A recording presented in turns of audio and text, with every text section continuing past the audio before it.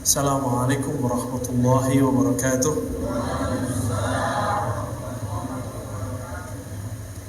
Alhamdulillahilladzi 'allamana al-Qur'an wa amarna bi an na'lam bi an la ilaha illa hu. Asyhadu an la ilaha illallah wa asyhadu anna Muhammadan 'abduhu wa rasuluh. Allahumma shalli wa sallim wa barik ala sayyidina Muhammad wa ala alihi wa ashabihi wa li baitihi wa zurriyyatihi ajma'in wa ba'd. Bapak Ibu yang dimuliakan Allah, meskipun di sini bahasa Ocu, tapi saya nggak lancar bahasa Ocunya. Kalau bahasa Payakumbuh bisa lah. Insya Allah kita akan mencoba mengkaji inti dari akidah imam-imam yang empat. Begitu juga Imam Abul Hasan Asy'ari yang kita sebut dengan Asy'ariyah, Ahlus Sunnah wal Jamaah. Di manakah inti akidah mereka? Inti akidah mereka ada pada surat Muhammad ayat 19. Fa'lam annahu la ilaha illallah. Udah sering dibaca ya? Waktu mutahlil. Perhatikan di situ ada kalam dari Allah, fa'lam, maka ketahuilah. Itu terjemahan. Bisa juga diartikan maka cari tahulah, pelajarilah, carilah ilmu. Dalam bahasa Arab, ilmu itu bukan persepsi, beda, bukan wacana. Ilmu itu sesuatu yang menancap di dalam hati.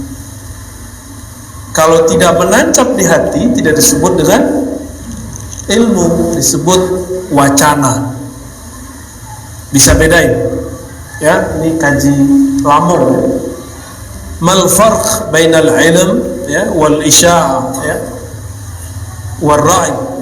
Itu perbedaan antara ilmu dengan asumsi, persepsi. Kalau Bapak Ibu saudara, ikhwan akhwat fillah, nonton di YouTube, nonton di TV, nonton di handphone tentang suatu persoalan, misalnya siapakah Ahlus Sunnah, muncullah macam-macam.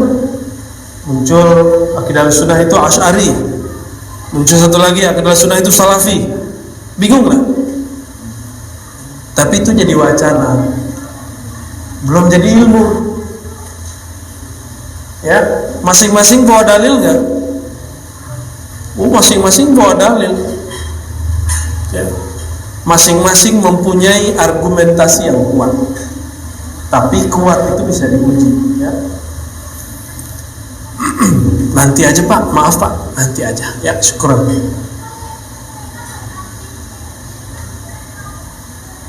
Waktu saya sampai Isya doang kan?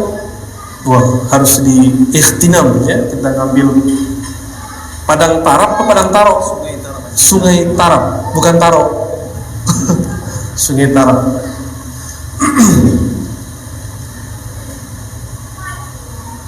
Jadi lafaz fa'lam, maka cari tahulah, ketahuilah.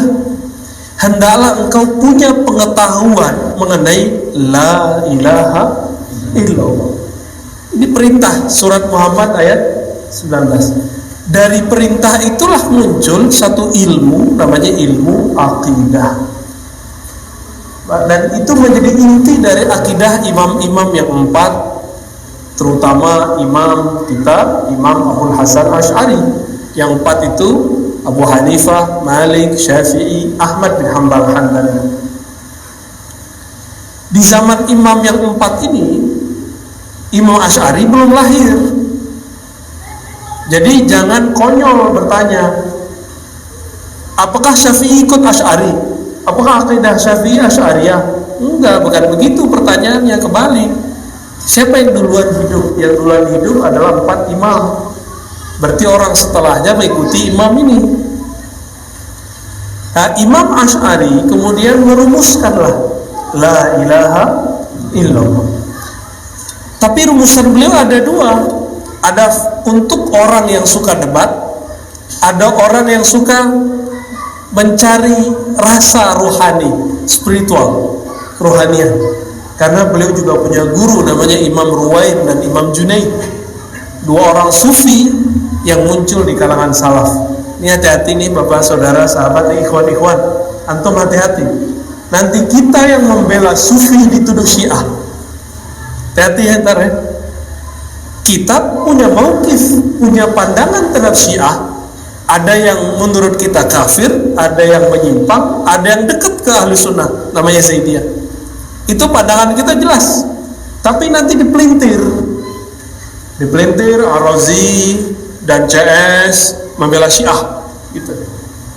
Padahal dia nggak paham yang diomongin apa. Kitab belum baca ya. Kita sebut nama imamnya dia nggak ngerti kitab imamnya. Jadi nanti nggak usah khawatir nih, para ustadz tuh takut bertasawuf, takut menampilkan ajaran tasawuf karena takut dituduh sesat. Padahal itu salah satu ajaran dari Imam Abu Hasan Al-Asy'ari ketika mengajarkan lafaz la ilaha illallah ya. Suatu kali Imam Abu Zar Al-Harawi, penghafal dan periwayat Sahih Bukhari, mampir di Baghdad. Di Baghdad ada kawannya namanya Daruqutni ngajak ketemu seorang imam namanya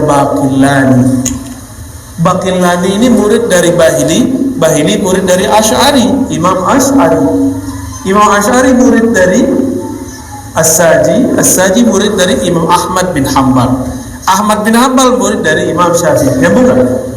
Nyambung. Kita ulang-ulang biar hafal. Saya dari awal datang ke Riau baca itu, tapi yang hafal siapa? Nggak hafal juga. Udah kita ulang ya. Udah saya aja yang hafal ya, antum ingetin aja, antum nikmati aja. Baqillani ini beliau memodifikasi ajaran salaf dalam kalam-kalam yang lebih tertata, yang kemudian dikenal dengan istilah ilmu kalam. Ilmu apa? Ilmu kalam ini dibawalah oleh Imam Abu Zar Harawi. Jadi dia mampir di Baghdad, dia pergi ke Haramain Mekah Madinah. Di sana dia mengajar Sahih Bukhari dan dibarengi ngajar akidah Ahlussunnah Asy'ariyah. Gurunya siapa dia? Imam tadi Abu Zar Harawi, Baqillani gurunya siapa? Al-Bahili gurunya siapa? Asy'ari. Abu Zar Al-Harawi meriwayatkan dalam Sahih Bukhari, dan itu riwayat Bukhari, bagaimana yang disebut la ilaha illallah versi Ahlus Sunnah. Dulu di Jawi-Jawi saya pernah bahas hadis ini, semoga ada lupa ya. Kata Nabi SAW, Inna Allah harrama 'alan nar. Allah akan mengharamkan dari atas neraka untuk menyentuh. Siapa yang disentuh? Man qala la ilaha illallah. Siapa yang membaca la ilaha illallah. Di sini ada teknik akidah Ahlussunnah, warisan kerohanian. Lafaz setelahnya min qalbihi au min nafsihi, yang dia baca dari dalam kolbunya atau nafsihi dari jiwanya. Jadi ada dua makom yang diterima baca la ilaha illallah. Ada orang baca la ilaha illallah tapi tidak diterima, tetap dikejar oleh neraka. Kenapa? Karena lain di lidah, lain di kolbu. Lain di lidah, lain di nafs. Kolbu itu wilayah batin. Manusia itu ada zahir, ada batin, ada lahir, ada batin. Ada zahirnya.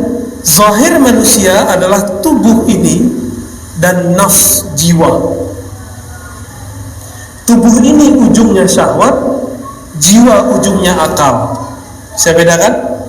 Berarti ketika Nabi berkata, yaitu orang yang baca la ilaha illallah dari kolbunya, jika tidak sanggup sampai kepada kolbu, cukup dari akalnya. Itu paham ya? Yang dari akal inilah yang diajarkan di madrasah, di pesantren, di zawiyah, di dayah, di surau dulu. Gak tahu sekarang masih atau tidak.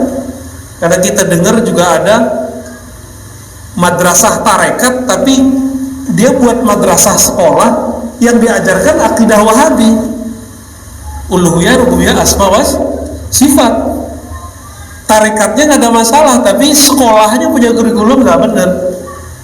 Kenapa? Bingung mau cari kitab apa, ikut kurikulum yang modern dikit, ternyata kurikulumnya bermasalah. Nah, bagaimana cara baca la ilaha illallah dengan akal? Ya, dengan akal dulu baru pakai kolbu ya. Mau? Kalau pakai kolbu datang ke surau Sulu. Tapi teorinya ntar kita kasih, tenang aja ya. Kelamaan, udah akhir zaman, udah banyak yang dirukhsah. Dulu Bapak harus datang ke kita, sekarang kita datang ke Bapak. Dari akal, bagaimana cara secara akal? Akal itu sifatnya cuma dua, nerima, nolak. Isbat, nafi, itu akal. Maka akal kita itu kalau ngeliat orang, wah ini bukan teman saya, oh ini teman saya, begitu. Itu sifat akal. Benar nggak? Pertama ketemu orang, wah kayaknya nggak cocok nih, padahal cocok. Karena akal itu dia punya sensor yang kurang gede. Di sini ada 10% di sini, padahal ada otak di sini di belakang yang 45 lebih gede. Ya, otak kanan, otak kiri lebih besar. Karena akal ini menolak dan menerima dan menolak, ulama kita mentafsirkan dari lafaz la ilaha illallah dibagi dua biar gampang. La ilaha menolak, illallah menerima. Gampang gak? Nanti kalau dikasih sifat 20 kan kelamaan, Ustaz. Jadi kita kasih yang gampang. La ilaha. Apa arti ilah? La tidak, ilaha Tuhan. Ya, Tuhan terjemahan basic. Terjemahan lanjut apa? Ilah. Kita kalau senang dengan seseorang, kita bilang alahtu ilaihi, aku senang kepadanya, aku suka kepadanya. Maka ilah salah satu maknanya adalah yang disuka. Kalau orang Melayu dulu sama orang Minang itu kan bahasa mirip. Dituju, ketujuh, sama tak? Betul, ketujuh deden. Ya betul. Saya ke Palembang dulu buka manuskrip sama. Tiada yang dituju, ketujuh. Ada teksnya di situ. Syekh Fakhruddin namanya. Dia menulis terjemah la ilaha illallah begitu. Berarti tujuan, maksud itu beda dengan tuju dalam bahasa Melayu lama. Dalam bahasa Melayu lama, tuju itu artinya suka. Berarti la maksuda. Kalau maksud kan yang disengaja, yang diniatkan. Jadi arti ilah itu banyak sekali. Tiada Tuhan yang disembah. Atau apa lagi? Coba dihafalkan. Tiada Tuhan yang disembah. Satu. Yang kedua, tiada yang dituju, disukai. Itu mana itu? Ada makna yang lain. La fa'ila illallah. Tiada yang berbuat mengatur alam semesta kecuali Allah. Allah sekarang lagi mengumpulkan kita di sini. Itu Allah yang bekerja. Hilangkan iradah diri, kehendak, oh ini saya yang hebat, saya yang soleh. Hilangkan itu, katakan ini gerakan dari Allah, ini anugerah dari Allah. Udah dapat tuh. La ilaha illallah. Tiada yang menggerakkan, tapi itu ketinggian. Turun dulu. Tiada yang aku cinta kecuali Allah. Dah. Kalau cinta kepikiran nggak? Suka inget nggak kalau cinta? Ya, betul. cinta seseorang, antum ingat nggak? Cinta akhwat Pak Ikhwan. Kalau kita cinta seseorang, kita kepikiran terus, ingat terus bawahnya. Maka ciri-ciri orang sudah cinta kepada Allah, sudah jatuh cinta kepadanya, itu sering melafazkan namanya. Maka belajar cinta itu dipraktekkan oleh guru-guru tua kita dulu. Sebut namanya di kolbu. Sebut namanya di kolbu. Siapa namanya? Allah. Apa dalilnya? Ustaz, gak boleh zikir dengan Allah. Itu pendapat siapa? Kan pendapat Ibnu Taimiyah. Gak ada dalilnya itu. Ibnu Taimiyah ngomong, Allah itu bukan kalimat yang sempurna. Benar gak Ustaz? Apakah betul Allah bukan kalimat yang sempurna? Adakah kalam yang tidak sesempurna lafaz Allah? Itu bukan suatu kalimat, itu baru satu kata. Adakah di Quran kalimat begitu? Di Quran itu justru dalil yang dipakai oleh Ibnu Taimiyah untuk mengatakan tauhid uluhiyah sifat, itu dalilnya apa? Misalnya surat Luqman, ya. Wala in sa'altahum man khalaqas samawati wal arda la yaqulunna Allah. Jika mereka bertanya siapa pencipta langit dan bumi, katakanlah Allah. Itu satu kalimat itu. Katakanlah (2) Allah. Satu kata itu sama dengan satu kalimat. Karena kalimat Allah itu kependekan dari jumlah sebelumnya, lafaz sebelumnya. Yang menciptakan langit dan bumi adalah Allah. Dipangkas kalimat itu cukup Allah. Makanya dulu di surau-surau suluk itu orang zikirnya Allah. Bidah apa? Masih bilang bidah? Udah ngaji sama saya masih bilang bidah. Ya nggak paham juga berarti. Ya.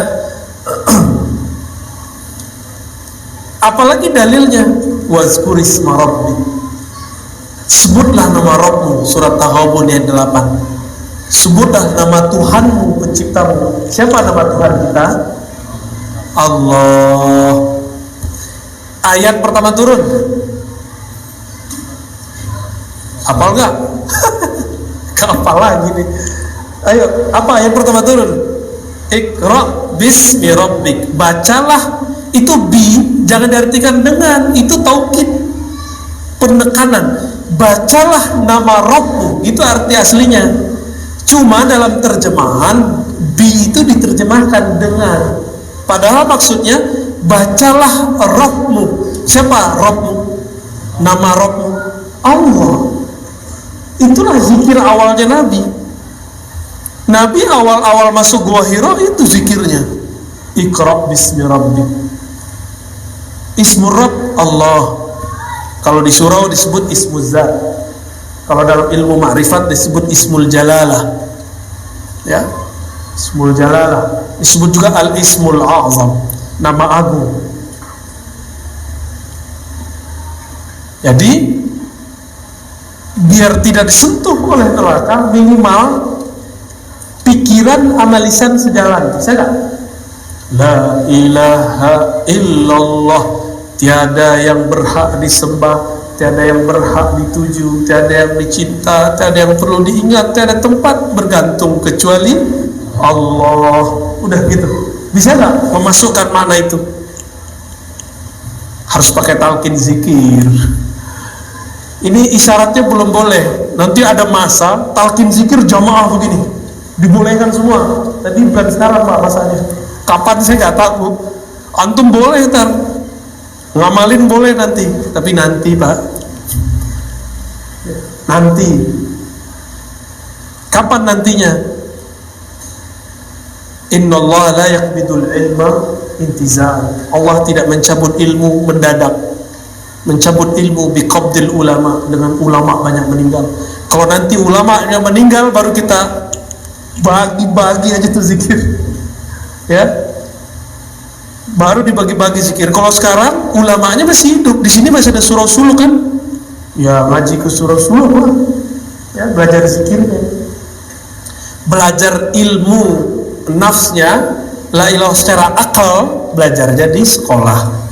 Nah, jadi dua hal ini harus dipadu.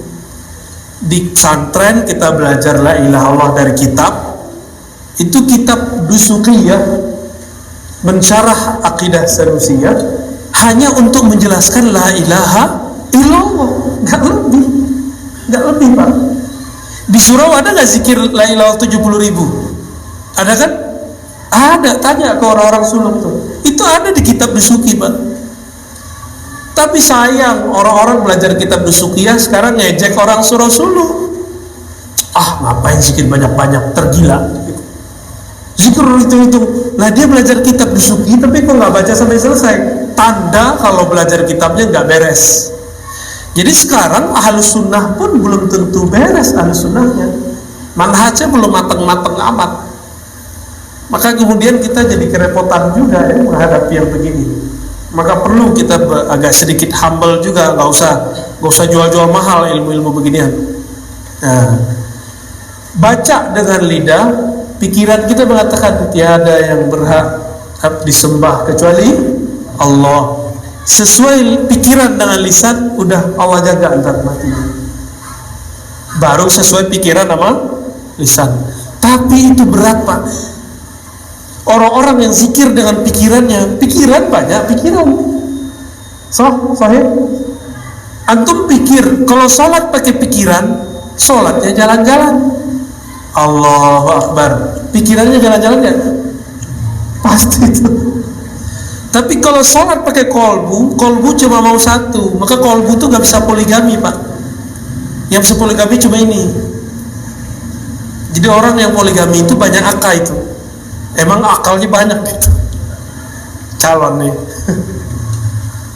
Tapi kalau kolbu maunya cuma satu, nggak mau yang lain kecuali Allah. Udah. Bahkan Allah pun tidak rela di kolbu ini ada selain namanya.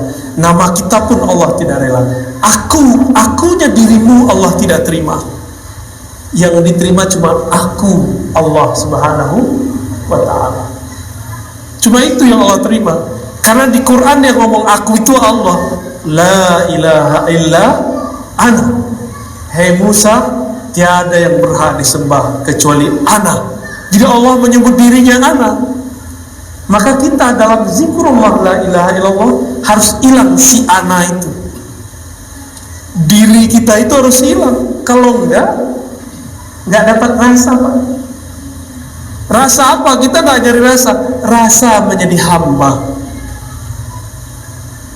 Rasa menjadi hamba itu hilangkan cerdas, hilangkan pintar, hilangkan kesibukan duniawi.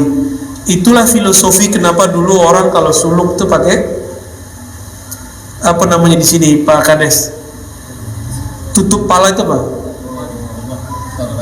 Sorban. Canggih amat bahasanya. Ya, ada begitu Pak dulu.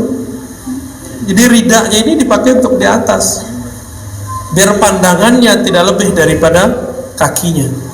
Filosofinya begitu ya. Ini versi lain nih. Karena kalau versi yang tadi di MUI bisa pusing di sini tadi. Saya nyebut nama-nama kitab di sono tadi ya. Bener ya? Baik. Jadi membaca la ilaha illallah dengan akal, artinya akal kita sadar bahwa kita sedang membaca. Itulah yang dimaksud dalam Al-Quran. Janganlah kamu sholat sehingga kamu tahu apa yang kamu katakan. Maksudnya saya sadar saya lagi bicara, saya sadar saya lagi ngomong, saya sadar lagi membaca la ilaha illallah. Itu kalau pakai akal. Ya, Imam Asy'ari karena berguru kepada Imam Ruwain, berguru kepada Imam Junaid, maka dia dapat rasa yang lain. Kalau di sini kan capek, la ilaha sampai itu lelah itu. Karena pikiran kita emang maunya banyak, mau ini mau itu. Maka sholat yang pakai pikiran, mau dia ustadz mau dia kiai, kalau dia sholat dengan pikiran, pasti pikirannya jalan-jalan. Ya, maka sholatlah dengan wajah tuh dengan aku hadapkan wajah kolbuku. Kolbu itu maunya cuma Allah, nggak mau yang lain dia. Dikasih ke yang lain nggak mau, tambah keras. Jadi kolbu itu ngambek. Tahu ngambek? Apa bahasa? Monggo. Monggo apa monggo? Monggo. Laisa mojo bahasa pekumbuh. Jadi kolbu itu monggo. Bahasa Arabnya qaswah. Summa qasat qulubukum. Lalu kolbunya menjadi kesat. Monggo. Kolbunya ngambek. Kenapa? Dia dikasih yang bukan bagiannya. Kolbu itu jangan diajak mikirin dunia, dia nggak mau. Kolbu itu hanya mau menyebut nama Allah, menyebut asma Allah, nggak lebih. Nama Nabi, nggak lebih. Bahagianya akal dengan berpikir, bahagianya kolbu dengan berzikir. Bisa dihafal tuh, ya. Maka orang yang bisa menggabungkan dua hal ini, sa'id tam, dia bahagia sempurna. Tapi di atas itu masih ada lagi atam, ada lagi. Cuma kita nggak boleh buka, ya. Sampai ke kolbu boleh dibuka. Kolbu kerjaannya apa? Kolbu itu kerjaannya dua, Pak. Di hikam disebutkan Iqbal, idbar, mirip-mirip kayak akal. Iqbal menghadap, menerima. Idbar membelakang. Kolbu itu cuma maunya menghadap Allah, kalau tidak dia mengeras. Kalau dia menghadap Allah, maka dia jadi lentur, disebutlah qalb. Kolbu itu sesuatu yang lentur. Disebut nama Allah, dia tersentuh. Disebut nama Allah, dia merinding. Itu kolbu, Pak. Si kolbu itu, kolbunya bergetar, merindingnya keluar. Bisa begitu ya, Pak? Itu rahasia Allah di kolbu. Makanya Allah pandang bukan kopiah, bukan saya begini, bukan saya pakai sarung. Yang dipandang kolbu lagi ngapain nih. Tapi karena Allah Subhanahu wa ta'ala maklum sama kita, Allah maafkan juga lah kita, ya. Yang penting Bapak mau ikut majelis. Majelis apa? Majelis enggak semua majelis. Majelis yang menghantarkan kolbu kepada zikrullah. Maka kalau di surau-surau suluk, Pak, kalau kita ceramah, itu pada merem semua. Tahu merem kan? Itu bukan tidur. Ya, jangan tersinggung kalau ceramah di situ. Itu biasa, itu standar. Ya, emang begitu caranya. Nah, kolbu menghadap, membelakangi. Bagaimana cara supaya kolbu kita menghadap kepada Allah? Nah, ba'a caranya. Ini kalau dibuka ntar marah masih murid sama saya. Udah sampai situ aja dulu, tanya jawab dah. Ya, cukup. Silakan kalau ada yang mau didiskusikan, ditanyakan. Tafadhol. Ya. Jadi gampang masuk surga? Gampang diharamkan dari neraka? Gampang. Tapi pikiran lawannya.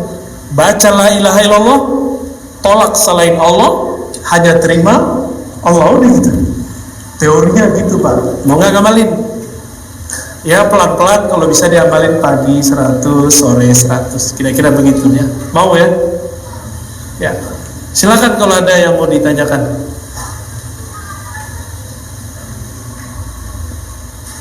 Lagi asik mau dengerin yang kedua. Ada yang ngomong, Pak, nggak boleh disampaikan. Ya.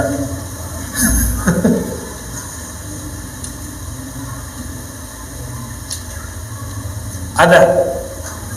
Oke, tafadhol. Salam.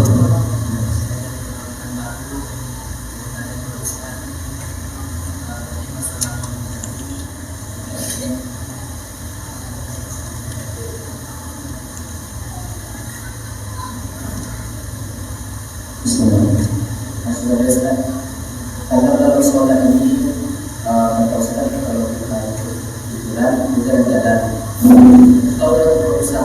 hati. Lalu kemudian kan kadang-kadang juga kemana-mana Ustaz.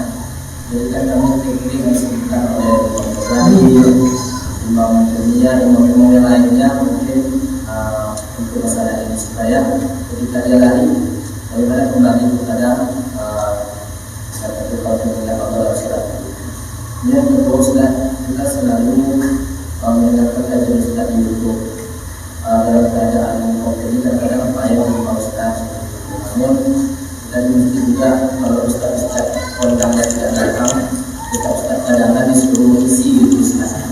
Sedangkan saya belum pernah bertemu dengan Ustaz, bertanya dengan Ustaz, apakah sudah boleh saya sampaikan kajian-kajian Ustaz kepada orang yang lain? Untuk itu Ustaz saya sengaja dari Pekanbaru dan membawakan hasil di sini supaya nanti bisa dibawakan Ustaz. Dari Tuhan dan Allah. Amin. Demikian Ustaz. Ya, Pekanbaru berapa jam? Kayak jauh amat ya. Tapi lumayan jauh hujan soalnya. Baik. Bagaimana cara biar kolbu tidak lari? Itu mulainya dari wudhu. Wudhunya pakai nama Allah. Jadi sebelum masuk ke tempat wudhu, bismillah dulu. Terus di kolbunya tetap menyebut nama Allah. Lalu diniatkan ketika berwudhu agar Allah membersihkan kita dari kotoran dan dosa yang zahir dan batin. Habis itu baca doa. Doanya apa? Udah hafal kan? Itu doa dahsyat itu. Bisa buka pintu surga yang 8 itu. Apa doanya? Asyhadu an la ilaha illallah asyhadu rasul. Pintu surga yang 8 maharnya la ilaha illallah Muhammadur Rasulullah. Ya, biasain baca itu. Baca itu. Kalau ada tambahan dari Tirmizi, Allah maj'alni minat tawwabin, maj'alni minat mutatahhirin. Ini kata kunci. Jadikan aku orang yang suka tobat.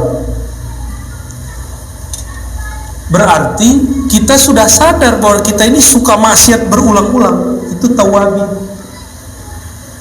Jadi apa arti tawabin? Orang yang doyan tobat karena banyak maksiat berulang-ulang. Adakah yang jamin hari ini tobat besok nggak maksiat? Ada? Enggak. Pulang aja buka handphone udah mulai maksiat. Maka kita nggak usah sok suci aja. Ya, bawalah rasa tidak suci itu menghadap kepada Allah, pasti khusyuk. Namanya khusyuk tawabin. Jadi khusyuk itu ada tingkatannya. Ada khusyuk tawabin, khusyuknya orang yang tawab, yang bertobat, merasa hina, maka dia menangis sepanjang dia sujud, menangis sepanjang dia zikrullah. Itu dia. Kalau beruntung Allah naikkan khusyuk sabirin. Kena masuk musibah. Ini kalau lagi kena musibah bisa nangis kan? Ya, sholatnya bisa nangis gitu ya, benar? Tuh, itu namanya khusyuk sabirin. Kalau masalahnya hilang, khusyuknya hilang. Maka harus ada khusyuk yang berikut, khusyuk syakirin, khusyuk orang yang bersyukur. Nangis juga khusyuknya, ada yang nggak nangis, ada yang enggak ya. Ada lagi khusyuk tanpa khusyuk, khusyuk tanpa rasa, ada lagi. Oh, macam-macam itu. Puncaknya ihsan, engkau sujud seakan memandangnya. Panjang itu cerita itu. Gitu ya. Bawa rasa tawabin, karena kita ini pendosa semua di hadapan Allah. Bawa rasa kita berdosa kepada Allah. Ya, ini kan wajahnya aja yang soleh-soleh ini. Ya, pulang belum tahu. Karena alat untuk maksiat paling dekat sekarang handphone. Ini ada nggak paham bacanya? Apa ciri-ciri ahli sunnah wal jamaah? Yang kedua, beberapa bulan yang lalu sempat viral video seorang dai yang mengatakan 4 ormas Islam dolah. Bagaimana pandangan dia? Dan bagaimana sebagai aswaja mendekati? Iya. Apa ciri-ciri ahli sunnah wal jamaah? Kalau dulu saya jawabnya cuma 3. Akidah ahli sunnah itu bermanhaj Asy'ari Maturidi. Dulu di sini ada baca-baca ini enggak Pak Kades? sifat 20 masih. Wah, itu ciri-ciri ini masjid Ahlus Sunnah. Itu ciri-ciri masjid Ahlus Sunnah. Tapi ilmu sifat 20 itu masuknya ke akal, bukan ke kolbu. Makanya belajar sifat 20 walaupun 1000 tahun gak akan khusyuk, kecuali belajar sifat 20-nya versi ahli kolbu, gitu ya. Yang kedua bermazhab, fikih yang 4 salah satunya. Yang ketiga bertasawuf. Di akhir zaman ternyata hadisnya memang ada 2 pertanyaan berikut ditambahkan. Harokah, pergerakannya harus ahli sunnah. Perkara ahli sunnah itu bukan pergerakan ambisius, dia pergerakan kolbu.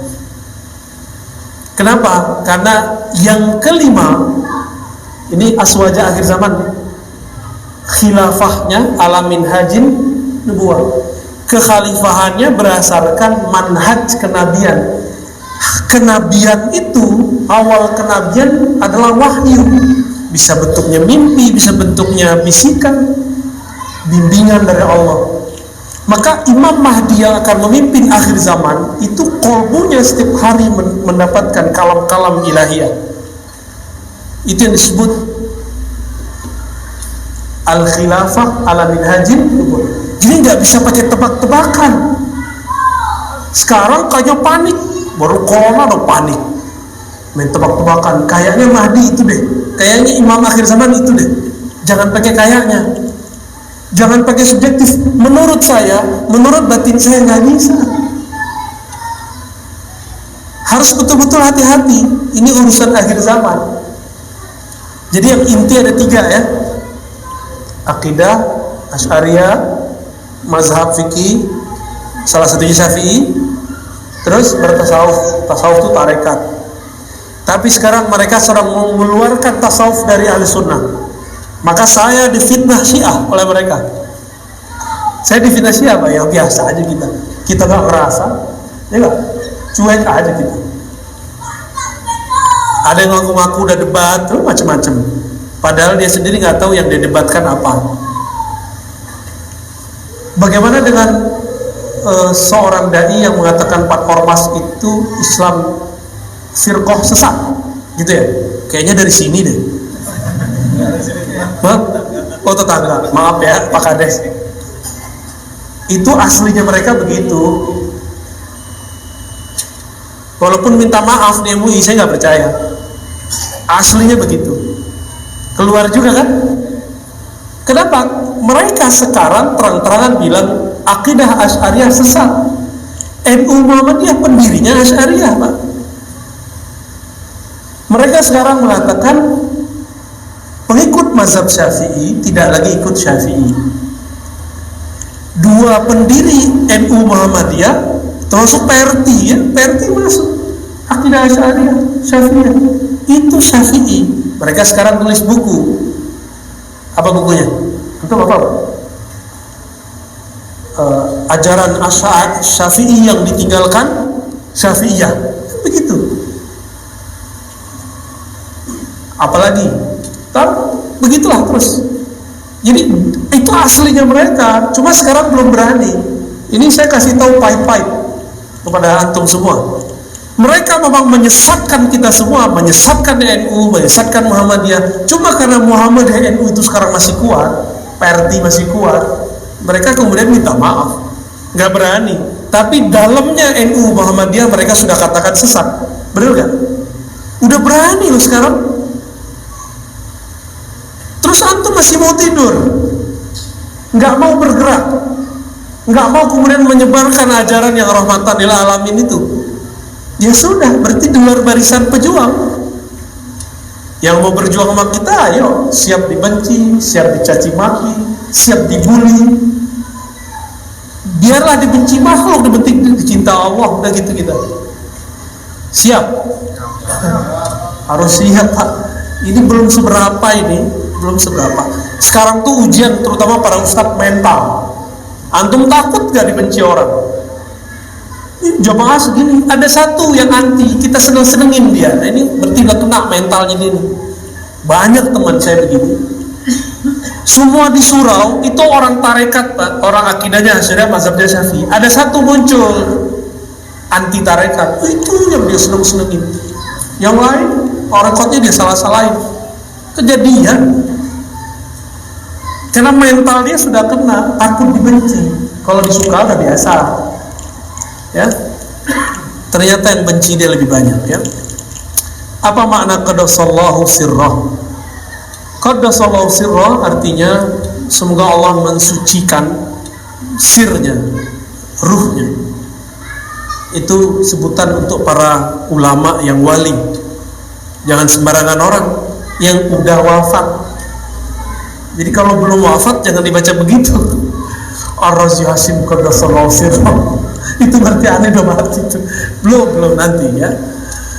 Apakah boleh disebutkan ke orang awam atau mursyid yang sudah wafat, ya, Pak Khudri, ya? Ya, bagaimana mengajak masyarakat untuk berzikir tauhid karena sudah alasan dan sulit dan tidak terlalu. Nabi berkalam, anzilun nas manazilahum, berdialog, berdiskusi, menempatkan orang sesuai dengan makomnya. Maka jangan cerita yang tinggi-tinggi depan orang awam. Dulu Abu Yadim Yati namanya di Banten, ditanya orang, Abuya, thariqat Abuya apa? Jawabannya, thariqat saya ngaji. Oh, sederhana tuh, bukan zikir banyak-banyak. Enggak, zikir banyak-banyak nanti. Zikir beliau ribuan. Tapi kalau ada orang nanya thariqatnya apa, ngaji, maka orang ngaji semuanya banyaknya. Jadi orang awam aja ngaji, bahkan orang tatoannya ngaji sama beliau. Kita di warung ngomong, bergajian lain, gitu ya. Makom belum sampai lain. Makom ente belum sampai. Tinggi amat ini. Masih tinggi amat sih. Kalau kitab sudah menulis ilmu itu, berarti ilmu itu sudah dibaca oleh siapa aja. Kalau di sini ada thariqat Naqsyabandiyah, buku Naqsyabandiyah ratusan, banyak kita punya. Kalau saya punya beberapa buah, ya, bersalah. Berarti sudah ada yang baca, berarti udah jadi santapan menengah gitu, dan dibaca juga, diajarkan ke orang-orang awam. Yang berat itu kajian ma'rifat, bedakan. Maka saran saya kepada khalifah, mursyid, jangan suruh banyak-banyak loh orang zikir, apalagi zaman-zaman begini. Jadi murid tuh udah mau talqin zikir, terbilang pagi sore aja deh 100 beres gitu. Tapi rajin ngaji, ya gitu. Rajin ngaji. Sekarang orang nggak bisa bedain, dikira bertawajuh sudah ngaji. Belum, tawajuh itu baru mempertahankan zikir. Harus ada kajiannya, Pak. Kajiannya mau setinggi-tinggi, fadilah-fadilah zikir, teknik-teknik berzikir, kisah-kisah orang berzikir, itu ada kajian, ya. Insya Allah tambah banyak orang yang ngaji. Jadi mulailah bercerita motivasi-motivasi. Kelas, ya. Ya, udah, itu udah habis. Wah, maaf ini udah habis nih. Nanti kita mau lanjut di mana? Masjid Al-Muttaqin, Jawi-Jawi. Karena sudah di stop sama panitia, saya hormat juga ke beliau, ya. Baik, kira-kira itu Bapak Saudara Allah, semoga yang hadir diberkahi oleh Allah, ya. Yang hadir dicintai oleh Allah, ditutup aibnya oleh Allah. Amin ya rabbal alamin. Al-Fatihah. Bismillahirrahmanirrahim.